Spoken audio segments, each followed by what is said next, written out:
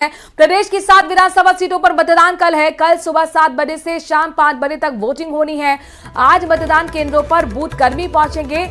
19,36,000 मतदाता मतदान करेंगे। अब उपचुनाव में करीब 11,000 नए मतदाता हैं। 3 सीटों पर कांग्रेस बीजेपी में सीधी टक्कर है। 4 विधानसभा सीटों पर त्रिकोणीय मुकाबला। 23 नवंबर को आपको बताएं कि उपचुनाव के नतीजे आएंगे और ऐसे में कल का दिन बेहद महत्वपूर्ण हो जाता है, क्योंकि कल जनता जनार्दन तय करेगी कि 7 सीटों पर आखिरकार किसको जनता का साथ, जनता का आशीर्वाद मिलने जा रहा है।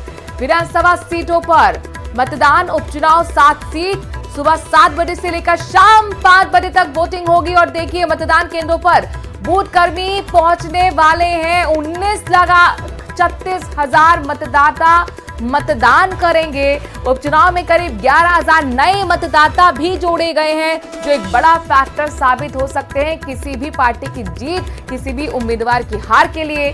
3 सीटों पर कांग्रेस और बीजेपी में सीधी टक्कर बताई जा रही है, जबकि 4 विधानसभा सीटें ऐसी हैं जहां पर मुकाबला त्रिकोणीय है, यानी कि कहीं ना कहीं आरएलपी से है तो कहीं बीएपी से है। ऐसी 4 सीटें हैं। कांग्रेस और बीजेपी का सीधा जो मुकाबला है वो 3 सीटों पर, जबकि 4 सीटों पर त्रिकोणीय मुकाबला।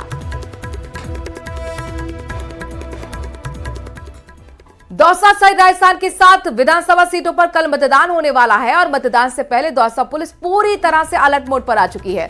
दौसा में वैसे तो किसी भी चुनाव को शांतिपूर्ण संपन्न कराना हमेशा से बड़ी चुनौती का काम रहा है, लेकिन इस बार की परिस्थितियों ने दौसा को अति संवेदनशील बना दिया है। ऐसे में चुनाव के दृष्टिकोण से अति संवेदनशील दौसा में पैरामिलिट्री की 12 कंपनियां बुलाई गई हैं। इसके साथ ही दौसा पुलिस के अलावा आसपास के जिलों के पुलिस अधिकारियों को भी दौसा में बुलाया गया है। इधर कल दौसा में 240 मतदान केंद्र हैं, जिनमें से 161 मतदान केंद्रों की लाइव वेबकास्टिंग होगी। वोटिंग के लिए आज पोलिंग पार्टियां भी रवाना होंगी।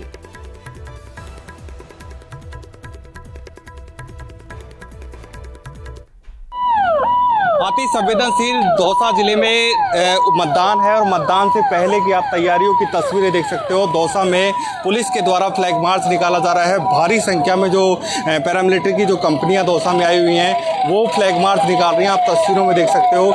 यहाँ पर हमारे साथ जिला कलेक्टर देवेंद्र कुमार है। सर, किस प्रकार की पूरी तैयारियाँ हैं चुनाव को देखते हुए? जैसे कि आप देख सकते हैं कि प्रशासन की पूर्ण तैयारियां हैं इस चुनाव को लेकर के। परसों 240 बूथों पे मतदान होगा। कल हमारी पोलिंग पार्टी रवाना होगी।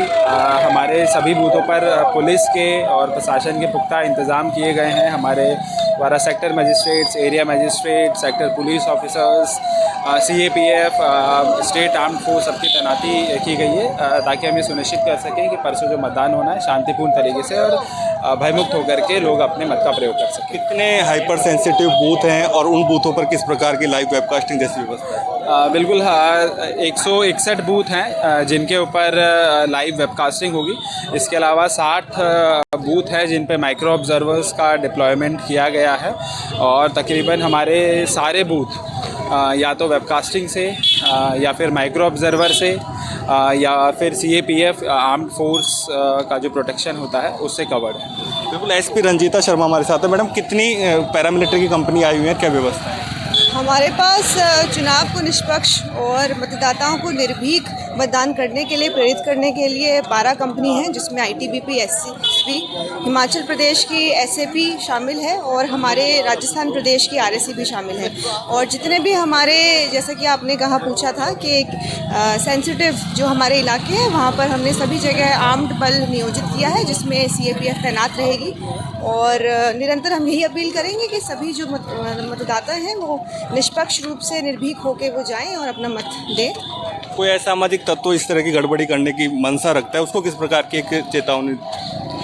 इसमें किसी प्रकार की गड़बड़ बर्दाश्त नहीं की जाएगी और अगर कोई इस तरह का विचार भी मन में रखता है तो वो निकाल दे उसको, क्योंकि सख्त कार्रवाई होगी और बिना किसी देरी के होगी। विधानसभा उपचुनाव को देखते हुए दौसा पुलिस पूरी तरह से अलर्ट मोड पर है। चुनाव प्रचार थमने के साथ ही पुलिस ने सघन चेकिंग अभियान भी शुरू कर दिया है। पुलिस ने रात भर शहर के होटल्स में छापेमारी की।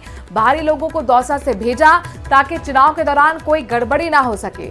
दरअसल पुलिस को इनपुट मिला था कि अधिकतर होटल बाहरी व्यक्तियों ने बुक कर दिए हैं।